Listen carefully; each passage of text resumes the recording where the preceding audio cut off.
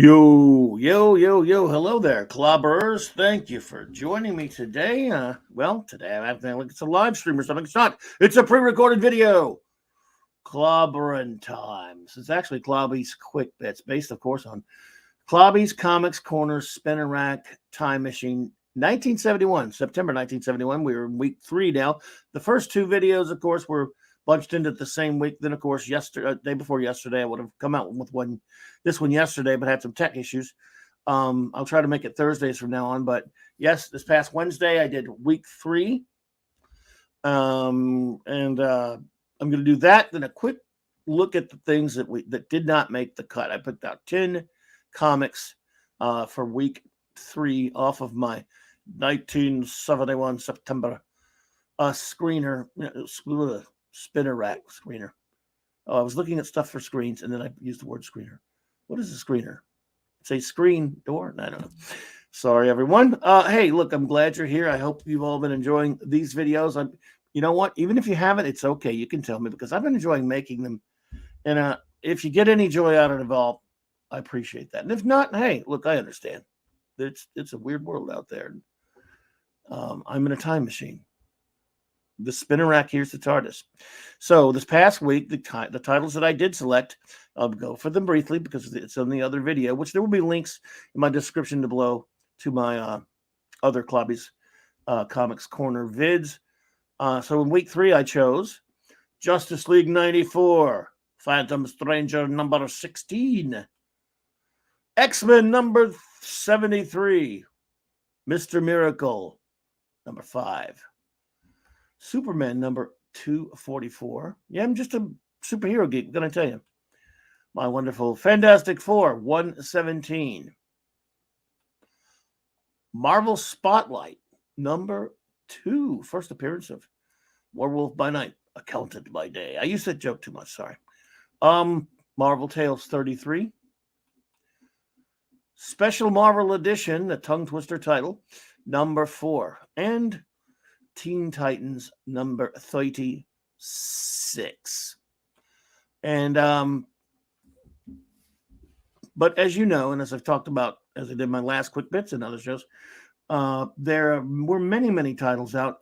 And look, I admit this, I make these choices for my little September 1971 pull list, 50 years back, based upon my sensibilities at the time. I would have been 7 years old. And pretty much now, the things I would if I were. But since I'm treating it like a time machine, this is my old self going back into there and picking the comics that I would have wanted, and putting them on my list. I say that every week. I know you guys are getting tired of hearing it. Just, I always like to bring people up to speed in case you're seeing this video for the first time. And so let's take a quick look at, and I'll just briefly go through some of the titles. I hope you can see this okay. I can really blow the screen up. Again, there will be a link to this wonderful blog that I get my information from called Mike's Amazing World. And as you saw from the last Quick Bits, there were a lot of titles out. Back then, this was a thriving, healthy comic book industry. It was around its peak, really.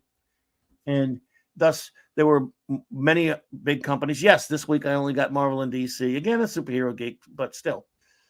You had titles like Rawhide Kid, which was a reprint book at this point. I didn't grab it. I like Western comics. I don't know. But I didn't grab it. You had some Harvey titles like, Buddy and Devil Kids. You had a Warren magazine this week. Eerie. I'm going to stay within this week pretty much, Another Harvey book, Uncle Dot. Harvey was prolific this week. Richie Rich, Sad Sack, Army Life, Sad Sack. Again, Sad Sack. I'm sorry, Sad Sack Sarge, Sad Sack, Spooky Spooktown. These Harvey books, I'm telling you what, they were big. They sold. Harvey. Then we got a Gold Key with Daffy Duck and Roadrunner. A couple of the DC books I picked up. More Gold Key with Donald Duck and Woodpecker Woody the Woodpecker. I'm not going to do it. I'm sorry. Then DC, it's kind of fun. It's funny to see these young romance reprint of some of the old 50s romance books, no doubt. I could be wrong, but I don't think it's new stuff. The cover is, but I think it's reprints. David Copley on that. One of the DC books I probably should have put on my list. I didn't grab it, but just for the fun of it, Dark Mansion of Forbidden Love. I mean, it's just for the weirdness of that cover or anything else. FF book that I picked up, more Gold Key with a Golden Comics Digest.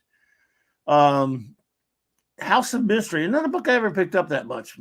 Looks like an Adams cover if I'm seeing it right. And we got some Charlton now, Huckleberry Hound.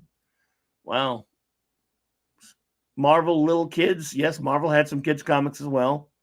A couple of the Marvel books I picked up, Marvel Spotlight, Marvel Tales.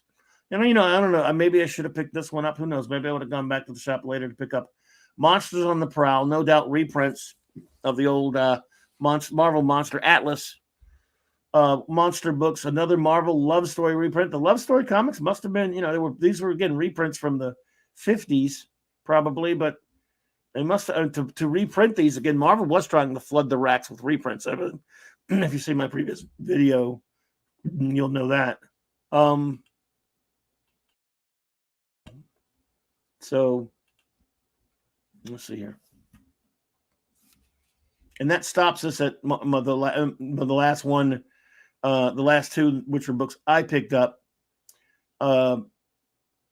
Thor Special Marvel Edition and Teen Titans. So, and as you can see, as I show you all the time, look how many titles there were in the month of September in 1971. It's just amazing. And they were all affordable. They were comic books made for fans, and people who just wanted to read comics for, when it was a good industry, an industry that meant something. And anyway, so that's a little bit of a recap there of some of the books that did not quite make my cut. What I like to do here is just kind of go back into the past. Even when I'm talking about the books that I did pick up, when I do it, I don't really go into the story or anything like that. It would, that would be long, very long videos. I just let you know who wrote, drew it, and when it came out, because that's what this is all about, really, and just let you know, just kind of just a way to showcase fun comics that were an art form meant to entertain and tell stories and make us happy, because I love comics and I love talking comics. One thing I'm going to do is I believe I might start doing once a month on a Wednesday night the Clobby'S Comics Corner live stream, where I talk a little bit, once I finish a month out, which I'll finish this month. At the beginning, I think the first Wednesday in October, what I will do is a Clobby'S Comics Corner stream, where I will talk a bit about all these, what came out in September of 71, a little bit more in depth, and maybe interact with all of you. I'll let you tell me some of the things that you have to, what you think about some of these titles and things like that, and your comic shop experiences. And remember, this is a time machine. There were comic shops at the time in 1971, but I didn't have any. I mean, down where I am, and I don't know if a lot of you did. I mean, our good old buddy D-Bud Martin, shout out to D-Bud, was running one back then, and he lived out there on the West Coast, I believe. And yes, so there were comic shops, but around the time I started running one in 1981, 82, here down in the South, down in Louisiana, which was the first one here, not too long before I started working for a gentleman and opening one up and running it for him, I'd never even conceived of the idea of a comic book shop. I went to the 7-Eleven, I went to the Eckerd Drugs, the K&B, drugstore, and not even newsstand. We don't think we have any newsstands here at that point. We had some, I guess, but that's where I went and got my comics. And you could, of course, subscribe through the publications. And Mile High Comics ran ads for back issues and things like that. And there were occasionally you run into someone like at a flea market or something like that. I guess you call them swamp meets at other places. My point being is, a shop, a store devoted to selling comic books? No way. That doesn't even compute to me back then. So to have a shop in 1971, when comics, I think, were special, the Bronze Age. I'm a Bronze Age baby. I don't know how many of you are. really means a lot. I just thought it would be a lot of fun. So I thought I would do that and just kind of, I just thought it would be fun to take this trip backwards a little bit and look at some of the, and I'm going to do this at least throughout into the Bronze Age, out into the late 80s before I change it. So Clobby'S Comics Corner will be around for a while, once a week, and I'm going to go through all the years. And so it's not just a temporary thing. I'll do it for a long time because, I'm looking, I love where we are right now, and I'm also looking forward to that age in the 80s when comics, well, they weren't even on a spinner, but I'll still call it my spinner rack of time always. It'll still be my spinner rack TARDIS. So I want to thank you all for anyone who watched this video. I'm going to let you go. I usually get these things done a little bit later when I'm talking about when I'm doing my regular Clobby'S Comics Corner. Well, next Wednesday will be week 4. And then, of course, I'm going to try for that Thursday to get the quick bits out, which is just me summing things up a little bit. And I want to thank you all. Again, these videos are, nothing special. I realize that. They're not fancy, but I have a lot of fun just talking about them. I think it will be a lot of fun to do a stream recapping it, which we will do. I'll do the September stream the first week in October. And I think every first Wednesday of the following month, I'll do it. I think I'll do a follow-up stream to this. I should do it on I'll switch it to Mondays, Mark C Comics Talk, when I do the next one, but I have a scheduled show for Mondays the first week in October, I believe. We'll see, but it's probably going to be Wednesday. I'll make the announcement. Thank you all so much. And again, big shout out as always to the wonderful R.M. Raquel Briggs, my beautiful first officer, for making this spiffy intro outro. Take care, everyone.